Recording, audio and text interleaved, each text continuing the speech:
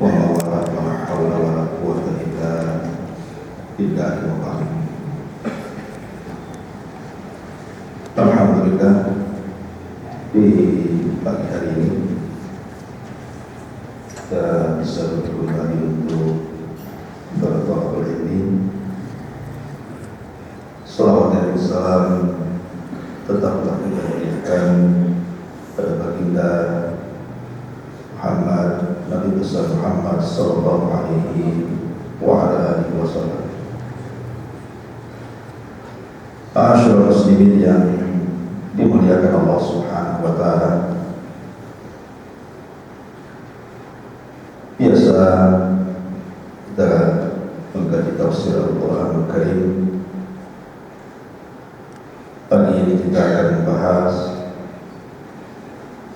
sebuah tema khusus yang lagi viral mungkinnya di YouTube tentang praktek-praktek perdukunan dan pengobatan-pengobatan yang sebenarnya menjurus kepada kesyirikan. Sebab terkadang kalau orang tidak punya akidah dan juga iman, melihat tontonan seperti itu seolah-olah itu bagian daripada Islam, padahal justru sebaliknya itu sebuah kesyirikan. Ma'asyiral muslimin dimuliakan Allah Subhanahu wa taala. Di dalam Al-Qur'an Al-Karim Allah Subhanahu wa taala berfirman, wa innahu kana rijalun minal insi ya'udzuuna birijalin minal jinni fazaduhum rahaqa.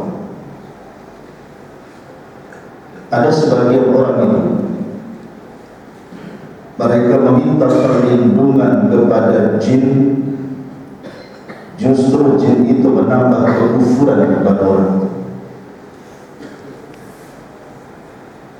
Sebagaimana berpendapat seperti Syekhul Islam Ibnu Taimiyah rahimahullahu taala, apakah boleh seseorang itu meminta pertolongan kepada jin?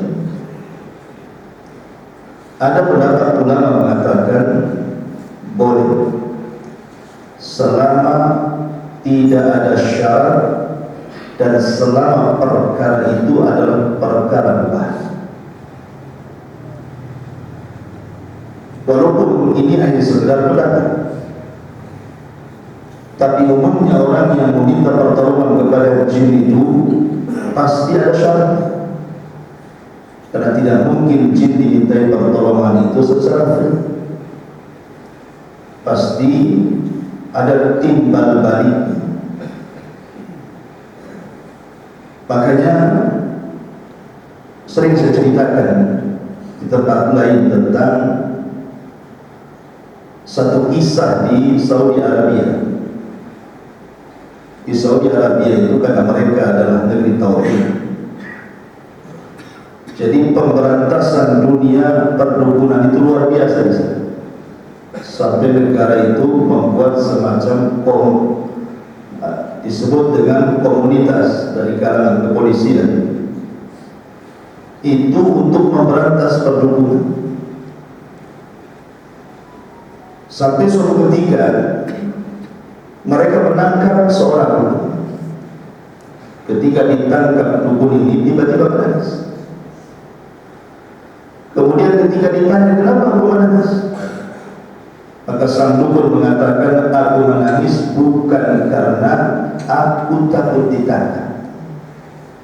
Aku menangis karena jin-jin yang aku pelihara itu tidak memberitahu aku bahwa aku akan ditangkap.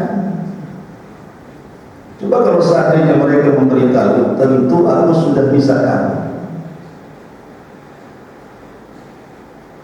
Kata kepala kepolisian ini mengatakan, boleh jadi mungkin syaratmu memberikan hadiah dan sesajen kepada mereka itu kurang, makanya mereka berkhianat.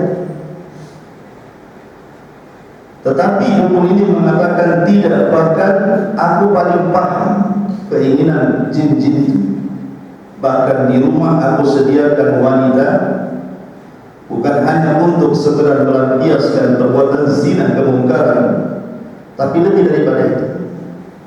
Aku selalu mengambil pada waktu wanita ini haid, ku ambil darahnya, kemudian ku jadikan tulisan untuk menghinakan Al-Quran.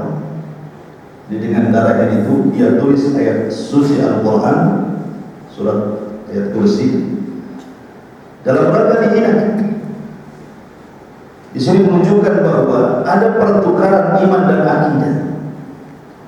Tidak mungkin jin itu membantu kecuali ada pertukaran di sini antara akidah kita dan iman kita ditukar dengan kekufuran. Makanya Allah Subhanahu wa taala mengatakan wala qad alimu laman ishtarahu ma lahu fil akhirati min khalaq. Ketika Allah menjelaskan tentang kisah Harut dan Marut, di ujung ayat Allah mengatakan dan sungguh mereka mengetahui bahwa jual beli mereka dengan jin-jin itu tidak mendapatkan apapun di akhirat bagian yang baik. Artinya pasti kesudahannya buruk di akhirat. Masyaallah muslimin yang muliakan Allah Azza wa Jalla, yang ingin kita kritisi adalah dalam tayangan-tayangan itu terkadang ada pengobatan-pengobatan yang pengobatan ini seolah-olah dinisbatkan kepada pengobatan tradisional. Tetapi masalahnya bukan di situ, karena prakteknya kita lihat justru mengarah ke pendukuhan. Saya ingin rinci sedikit. Dalam ilmu tauhid, pengobatan itu dibagi menjadi tiga. Dalam ilmu tauhid, pengobatan itu dibagi tiga. Pertama, ada pengobatan itu yang memang secara nas Al-Quran atau sunnah Nabi SAW memang itu pengobatan, baik sistemnya ataupun obatnya. Ini yang pertama. Yang kedua, ada pengobatan ataupun obat itu memang secara ilmiah sudah diteliti oleh dunia-dunia farmasi dan kedokteran atau dunia-dunia herbal bahwa itu obat. Kemudian yang ketiga, ada sistem pengobatan ini tidak dijelaskan oleh Quran dan Sunnah itu obat dan itu pengobatan. Juga tidak diteliti oleh orang-orang yang pakar dalam hal itu seperti dunia farmasi dan kedokteran ataupun mungkin orang-orang yang ahli dalam herbal. Tidak terkenal bahwa itu obat ataupun pengobatan, menjadikan sebab yang bukan sebab. Pertama, ada obat atau sistem pengobatan itu memang ada dalam Quran atau dalam hadis Nabi SAW, maka ini mubah terkadang dianjurkan. Contoh, Nabi SAW ketika membicarakan tentang jintan hitam atau bahasa kitanya habbatus sauda, kata Nabi SAW, habbatus sauda dawa'un likulli da'in, bahwa jintan hitam atau habbatus sauda itu mampu menyembuhkan segala jenis penyakit illa sam, kecuali kematian. Berarti ada nas di sini. Nabi mengatakan jintan hitam obat kecuali kematian. Kalau orang sedang sakaratul maut jangan dikasih habbatus sauda, tetap mati dia, karena tidak bisa menolak kematian. Tetapi jintan hitam kan dinaskan bahwa itu obat. Atau ketika Nabi SAW bicara tentang air Zam-Zam, kata Nabi SAW, khairul ma' ala wajhil ardi ma'u Zam-Zam, sebaik-baik air yang ada di permukaan bumi itu air Zam-Zam. Kenapa? Li'annahu tu'mun, Karena sesungguhnya air zam-zam itu bisa digunakan pengganti makanan, wadawaun li kulli suqti, dan bisa dijadikan obat untuk segala penyakit. Berarti jelas Rasul mengatakan air zam-zam itu obat. Jangan diragukan lagi, tidak perlu diteliti. Karena Rasul yang mengatakan air zam-zam obat, ya sudah, kita jadikan obat.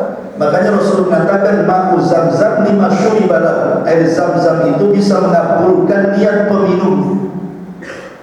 Kalau niat minumnya supaya cerdas, insya Allah cerdas. Kalau niat peminumnya ingin sembuh, insya Allah disembuhkan. Ini yang kedua. Yang ketiga, Nabi SAW dalam hadis Abu Hurairah radhiyallahu anhu pernah melakukan bekam atau hijamah. Berarti hijamah atau bekam ini adalah pengobatan yang diajarkan Nabi SAW. Secara nas hadis ada.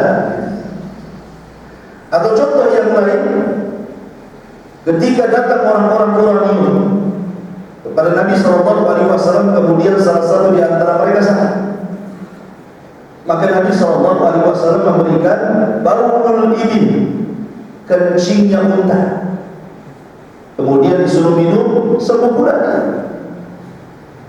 Di sini menunjukkan bahwa kencing unta itu obat. Makanya bagi antum yang umroh gitu ya, biasanya di penangkaran unta itu kan dijual kencing unta. Tapi memang bau sekali. Ya, kalau antum bisa minum lah. Tapi di sini Rasul mengatakan kencing unta obat kan, jelas nasnya. Atau Al-Quran sendiri adalah obat. Sebagaimana Allah mengatakan wa nunazzilu minal Qur'an ma huwa shifaa'un wa rahmatun. Dan kami turunkan Al-Quran itu sebagai obat dan sebagai rahmat. Caranya gimana? Dibacakan, atau dengan kata lain disebut ruqyah. Lah ini jenis yang pertama. Jadi ada sistem pengobatan atau ada obat-obatan yang berdasarkan nas Quran atau hadis dia obat, maka kita katakan obat. Mubah boleh, tidak ada masalah. Ini yang pertama. Kemudian yang kedua, memang Quran tidak menjelaskan ini obat, hadis juga tidak menjelaskan. Tetapi kemudian ada penelitian secara ilmiah yang dilakukan oleh dunia farmasi, kedokteran ataupun ahli-ahli dan pakar-pakar herbal.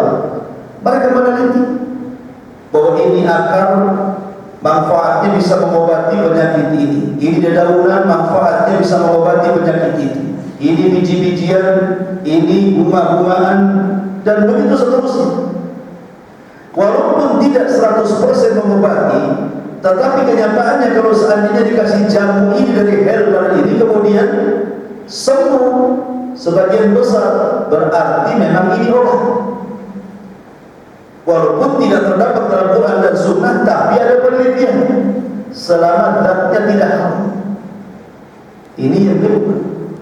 Yang jadi masalah yang ketiga, Quran tidak mengatakan ini obat, hadis tidak mengatakan ini obat.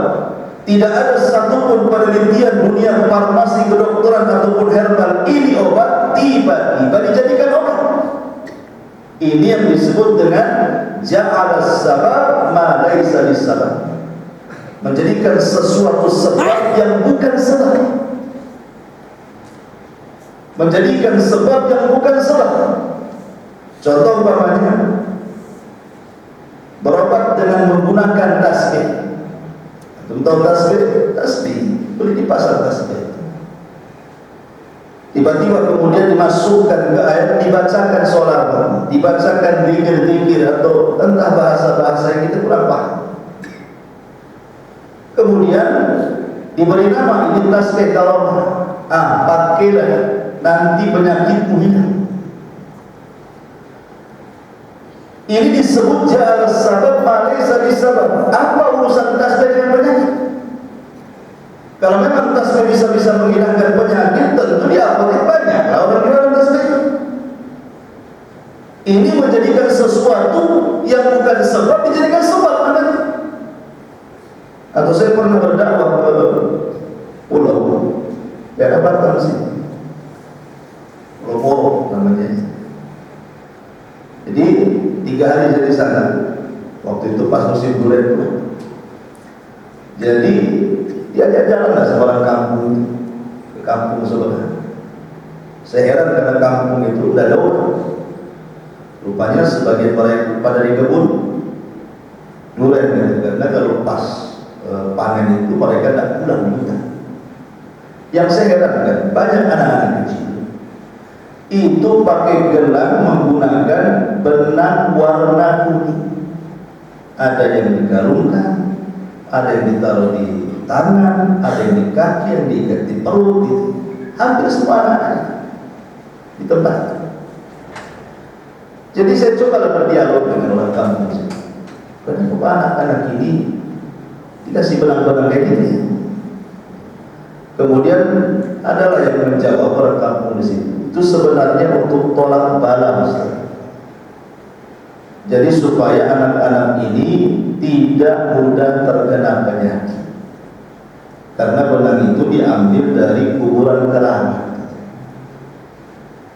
Pertanyaannya, apa hubungan benang dengan penyakit?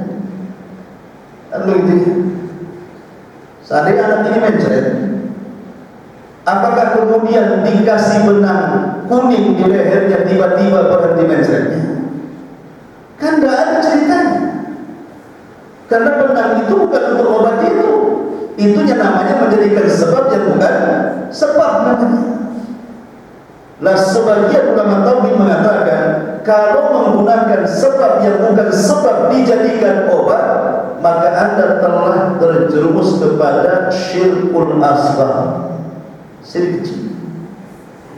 Tapi kalau sampai diyakini bahwa benang itu, tangkal itu, tasbih itulah yang mengobati dan tidak ada Allah di situ, berarti meningkat hukumnya menjadi syirkul akbar, syirik besar.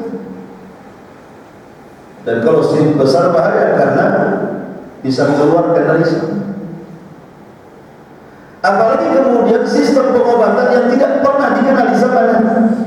Seperti dalam media itu kan ada memindahkan penyakit ke ayam. Apakah kasihan ayamnya? Tadinya sehat jadi sakit. Atau dipindahkan ke kelapa muda.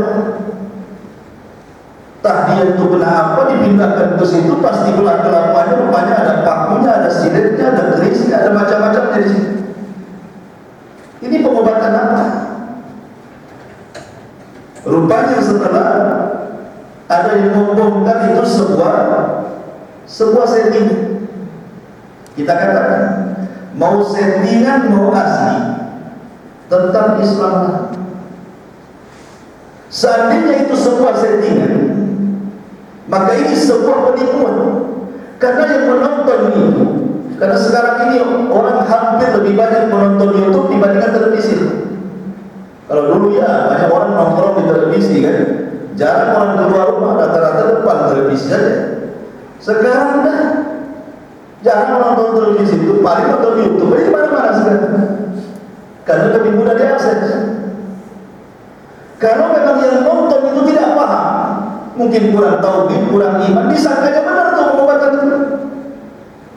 Akhirnya kemudian terkadang kalau punya keluarga yang sakit, tonton video itu kemudian dianggap, oh sakti juga orang itu, boleh juga kita coba-coba nih, kita obati orang sakit ke dia, mudah-mudahan sembuh kan gitu.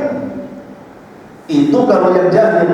Kalau yang cerdas mungkin dia berpikir di setting, ini lebih sinetron. Tetapi masalahnya penonton itu tidak semua cerdas. Bahkan netizen itu terkadang yang nonton ini kemudian komentarnya aneh-aneh. Ada yang takbir Allahu Akbar, ada yang sholawat sallu alaihi katanya. Gimana dunia praktek seperti ini ditakbir-takbirkan di komentar? Ini kalau memang ini tipu-tipuan, karena dalam dunia Islam itu Nabi SAW mengatakan, man aqwada syai'an thumma nafatha faqad sah. Kata Nabi SAW, siapa yang berpura-pura termasuk melakukan praktek sihir, walaupun dia bukan tukang sihir, walaupun pura-pura melakukan praktek perdukunan, dia bukan dukun. Ini hanya settingan saja, karena dia tidak punya ilmu itu. Kalau prakteknya menyamai praktek dukun, maka dianggap bagian dari praktek sihir. Kenapa? Karena Rasul yang mengatakan, man tasyabbaha biqaumin fahuwa minhum. Barang siapa yang tasyabbuh, menyerupai sebuah kaum, maka dia termasuk kaum itu. Kalau dia menggunakan praktek-praktek perdukunan untuk meniru dukun, maka dia dukun, walaupun dia bukan dukun, karena prakteknya meniru mereka. Apalagi kalau dia dukun beneran. Ma'asyiral muslimin yang dimuliakan Allah Azza wa Jalla, jangan lagi orang jadi dukun atau melakukan praktek dukun, baik asli atau tipu-tipu. Yang datang ke dukun saja, Islam itu malah cukup luas. Nabi SAW mengatakan, man ata arrafa fasa'ala an syai'in lam tuqbal salatuhu arba'ina yawm. Siapa yang datang ke dukun, bertanya, belum membenarkan, belum meyakini, baru tanya, konsultasi, maka itu sudah cukup Allah tolak sholat kita 40 malam 40 hari. Coba kalau seandainya orang lihat tayangan kayak gitu, orang ini tidak tahu kalau itu tayangan settingan, tiba-tiba dia yakin dia orang sakti, kemudian dicari kontak person, kemudian di WA ini mungkin dia tidak telepon, hanya nulis WA, Pak Gus, Pak Kiai, Pak Ustaz, ini saya punya saudara, dia punya penyakit begini, nampaknya kena santet, bisa nggak obatnya? Contoh. Kemudian terbaca, belum dibalas, hanya ngirim itu saja, walaupun tidak terbaca. Itu sholat kita 40 hari sudah ditolak, karena kita sudah tanya. Dan yang dimaksud 40 hari 40 malam sholat kita ditolak itu maksudnya sholat yang sudah kita lakukan. Jadi sholat yang kita sudah lakukan 40 hari ke belakang itu semua sia-sia. Sholat duha kita sia-sia, sholat malam kita sia-sia, sholat rawatib kita sia-sia, sholat wajib, sholat nawafil, dan segala jenis sholat ditolak 40 hari. Itu kan rugi kan? Hanya gara-gara nanya pakai WA, padahal gak dijawab, tapi terbaca. Apalagi kalau seandainya kemudian dia datang jadi pasien gitu, kemudian tumbuh keyakinan dia bisa mengobati, maka lebih parah lagi kata Nabi SAW, man anta arrafan aw kahinan fasala an syai'in fasaddaqahu faqad kafara bima unzila ala Muhammadin sallallahu alaihi wasallam. Siapa yang datang ke dukun, dia bertanya, membenarkan pula, jadi pasiennya pula, maka dia telah kufur dengan syariat Rasul, artinya keluar dari Islam. Ya. Bahaya dunia perdukunan, yang datang saja diancam, gimana yang melakukannya? Ma'asyiral muslimin yang dimuliakan Allah Azza wa Jalla, karena dalam dunia perdukunan kenapa dilarang? Sebagian mereka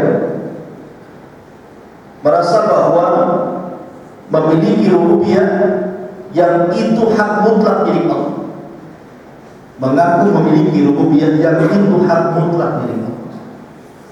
Seperti apa? Seperti seolah-olah dia mengetahui yang gaib.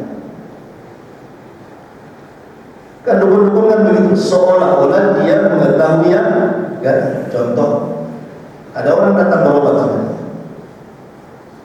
pasti segala penyakit apapun kalau datang ke dukun dibilangnya Anda kena santet, ada jin. Walaupun hanya sakit kepala aja, kalau Anda minum botrek sembuh sebenarnya. Cuman karena datang ke dukun dibilang kepalanya kena jin. Karena biasanya mereka seperti itu. Mereka kan menerka-nerka kan gitu, seolah-olah oh kamu ada jin, ada orang yang nyerang kamu, ada orang yang ngirim kamu. Dari mana kamu? Emang dia melihat jin? Jin itu tidak bisa dilihat. Karena Allah Subhanahu wa taala berdasarkan nas Quran mengatakan innahum yarakum min haitsu la tarawna. Mereka yang melihat kita, kita yang tidak melihat mereka. Makanya sebuah keadilan ketika di dunia jin-jin itu melihat kita dan kita tidak bisa melihat mereka, nanti di akhirat Allah balik. Kita yang melihat jin, jin tidak melihat kita. Itu keadaan Allah Subhanahu wa taala. Tapi di dunia kita tidak bisa melihat jin. Jangankan kita, Nabi SAW sendiri tidak bisa melihat jin kecuali karena wahyu. Ketika Nabi SAW pulang dari Taif, mau masuk Mekah tidak bisa, karena 18 kabilah Mekah sudah mengancam kalau dia sampai masuk Taif dibunuh. Maka Rasul harus ada orang yang bisa melindungi dia.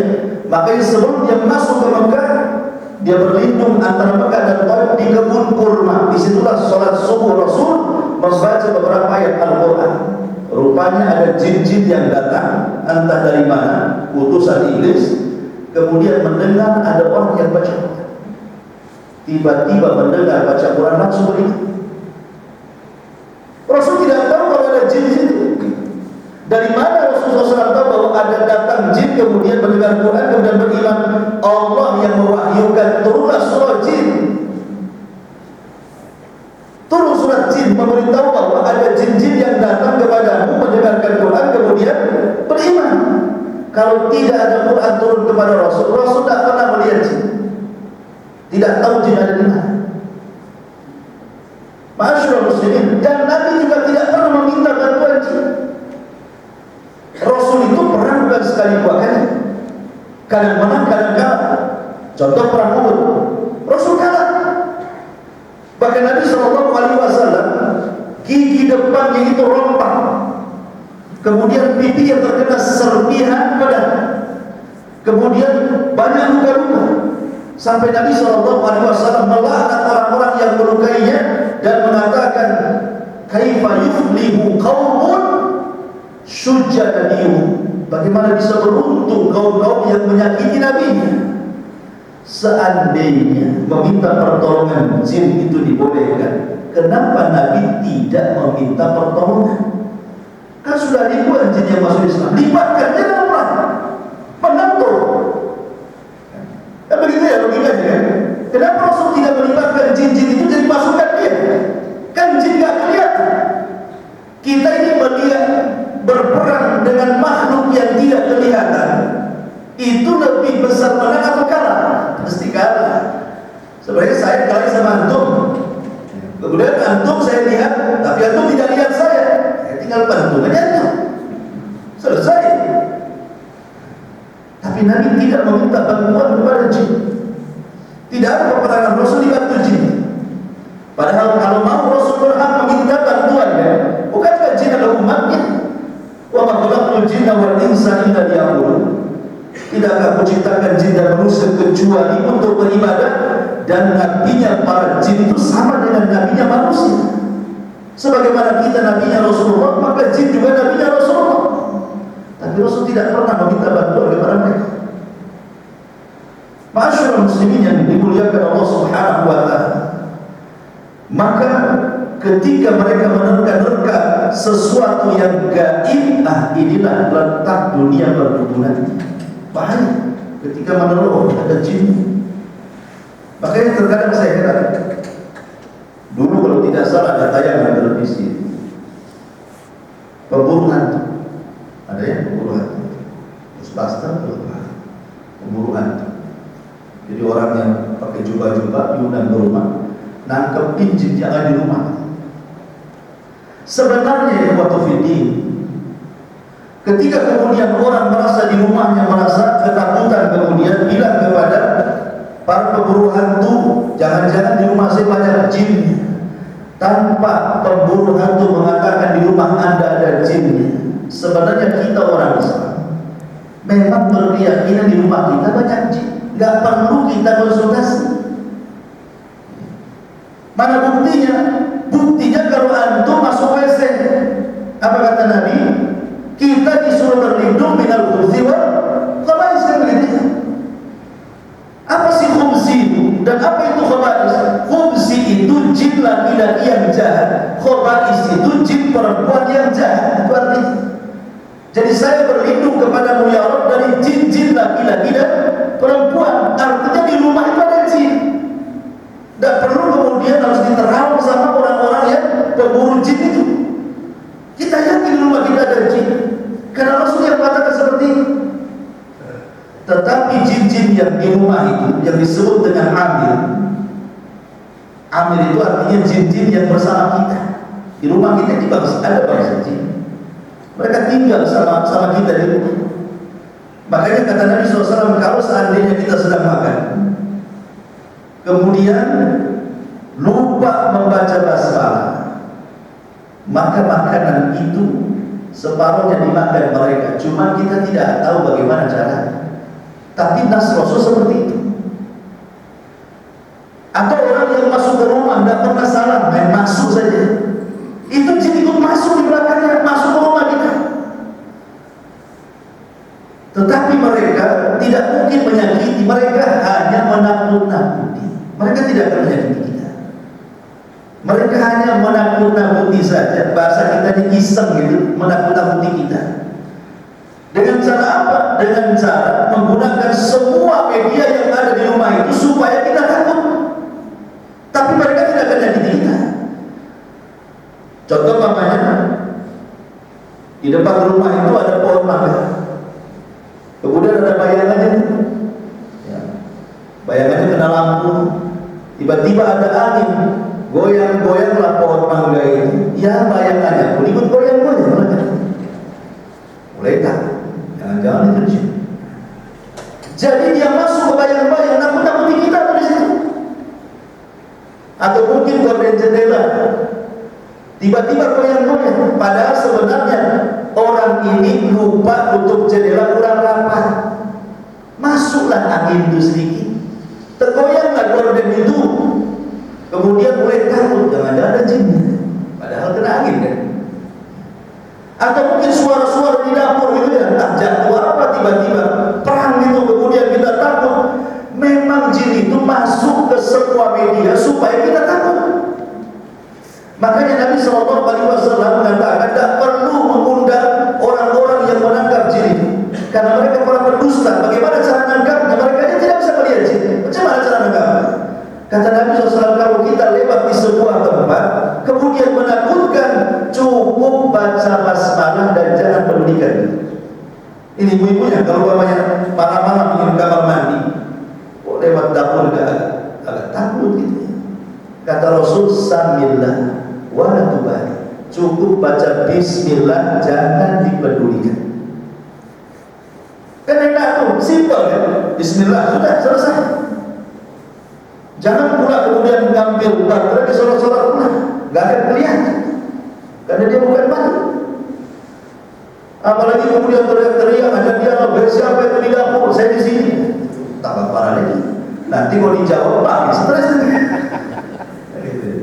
Artinya bahwa ikhwatul fillah muliakan Allah Subhanahu wa taala, tidak perlu kalau kita mau usir jin-jin yang jahat di rumah itu, kata Nabi SAW, cukup baca surah Al-Baqarah. Man qara'a surah Al-Baqarah tanfiru anhu syaitan. Barang siapa yang membaca surah Al-Baqarah, lari ke setan dari rumah kita. Cukup baca Quran dan lari. Karena biasanya rumah-rumah yang banyak setan, banyak jin itu karena tidak pernah membaca Quran di situ. Jadi sebenarnya simpel Islam itu. Tidak perlu kemudian undang-undang pemburu hantu. Jadi nanti makin serem. Karena pasti dia akan ngomong macam-macam. Masyaallah muslimin yang dimuliakan Allah Azza wa Jalla, kembali bahwa kenapa dukun itu dilarang? Karena mereka sok mengetahui perkara gaib. Ingat, perkara gaib itu tidak ada yang tahu kecuali Allah. Jangankan dukun, Nabi pun tidak tahu. Nabi Sulaiman. Nabi Sulaiman itu kurang apa saktinya? Mukjizat yang Allah berikan kepada Nabi Sulaiman, bisa menundukkan binatang, semua binatang ditundukkan dia. Bisa menundukkan angin. Bayangkan, angin ditundukkan dia.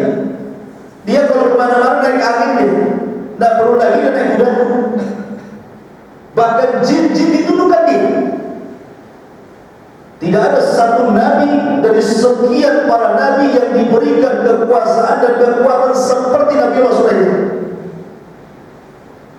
Karena dia yang mengatakan, ya Allah, jangan memberikan kekuatan dan kekuasaan ini kepada orang sepeninggal. Itu doanya Sulaiman sendiri. Tetapi Sulaiman sendiri tidak diberitahu soal contoh. Ketika dia membariskan pasukan, rupanya burung hurhur gak ada tuh di pasukan. Dan burung hurhur itu muhandisus Sulaiman, dia tugasnya sebagai insinyur. Dijelaskan dalam tafsir itu, burung hurhur ini insinyurnya Sulaiman.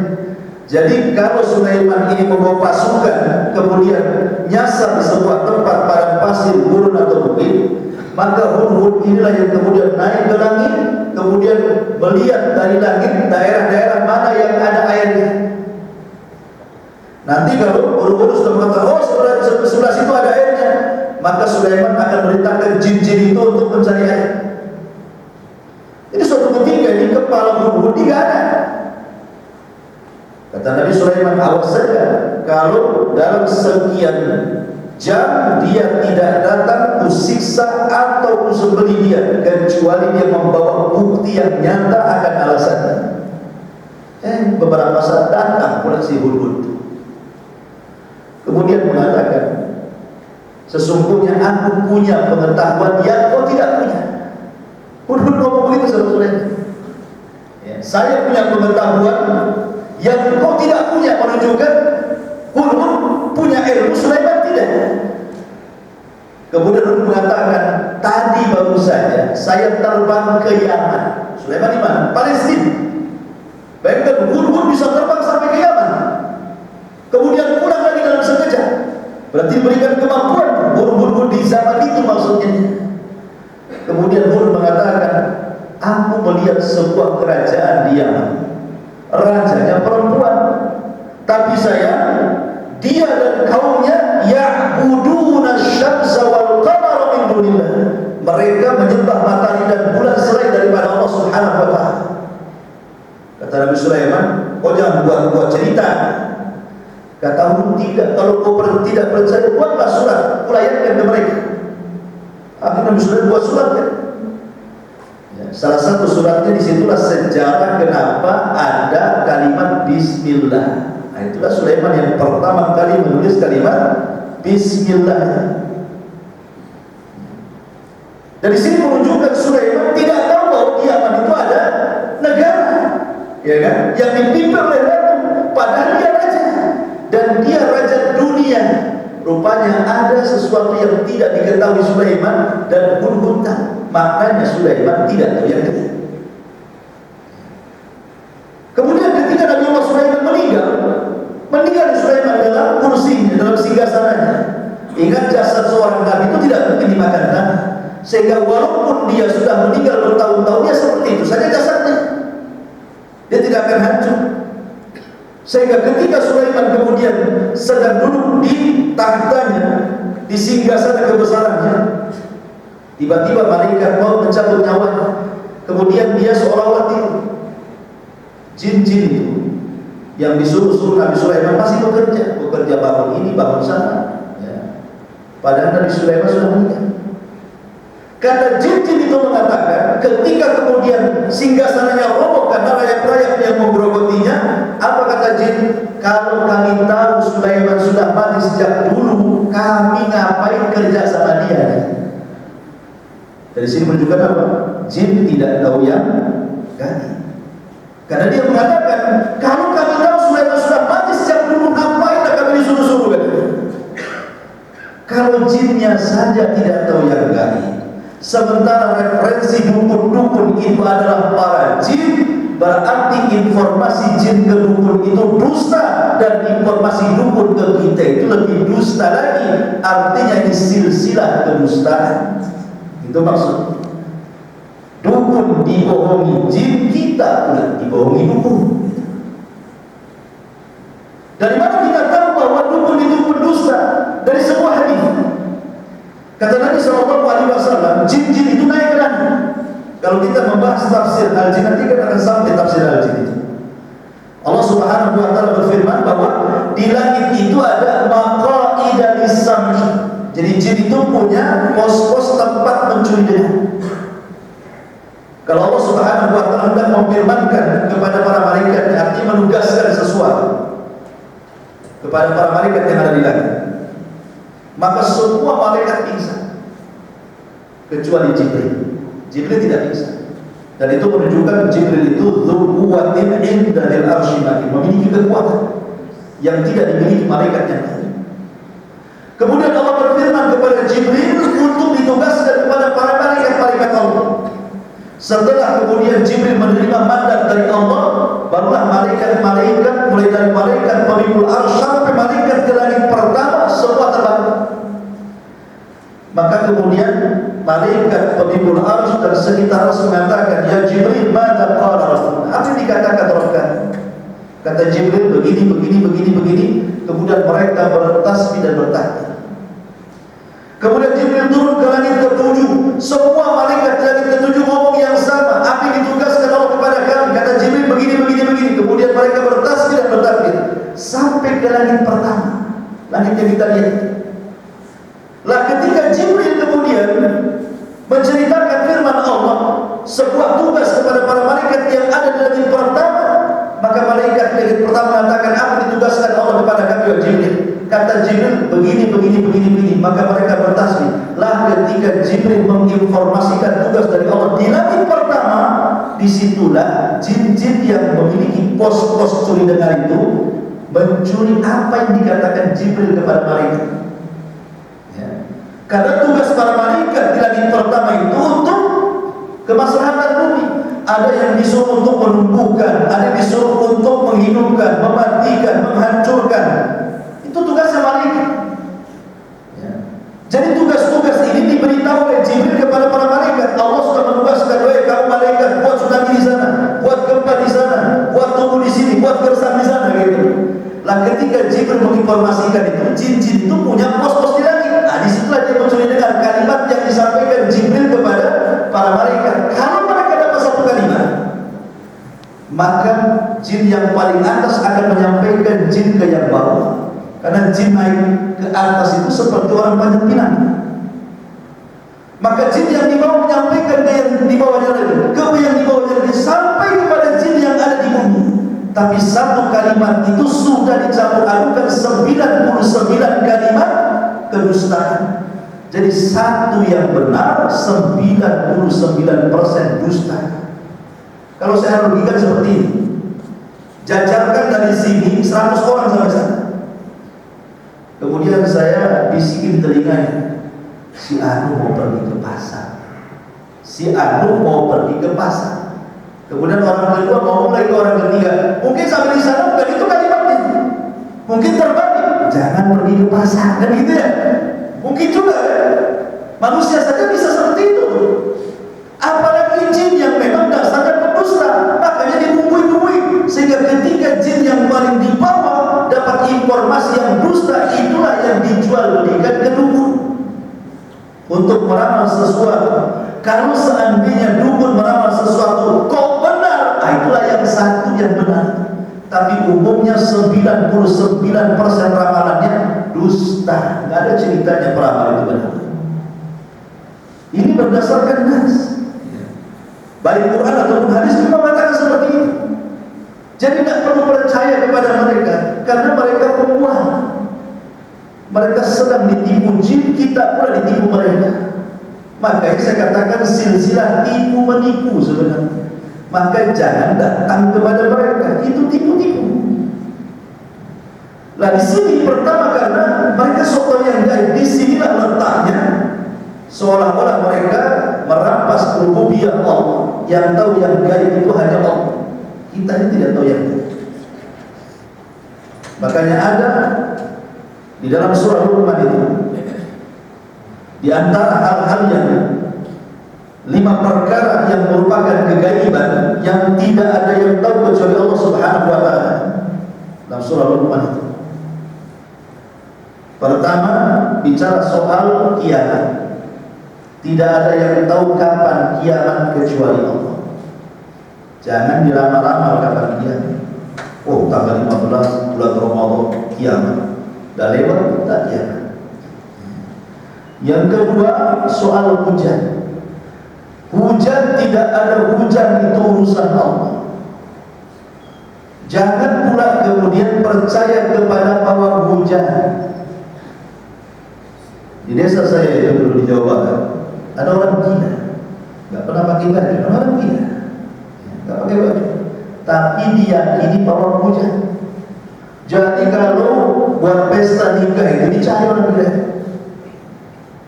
kemudian dicari dapat, diikat, dibawa, nanti kasih makan banyak, nanti suruh kencing ada pilihan. Nah, itu katanya bisa meredakan hujan atau memberhentikan hujan. Kan gila, bukan pawang itu. Orang gila jadikan pawang. Soal urusan hujan nggak hujan itu urusan Allah. Kita tidak tahu. Betapa banyak kok BMKG itu memperkirakan cuaca hujan, ternyata tidak hujan.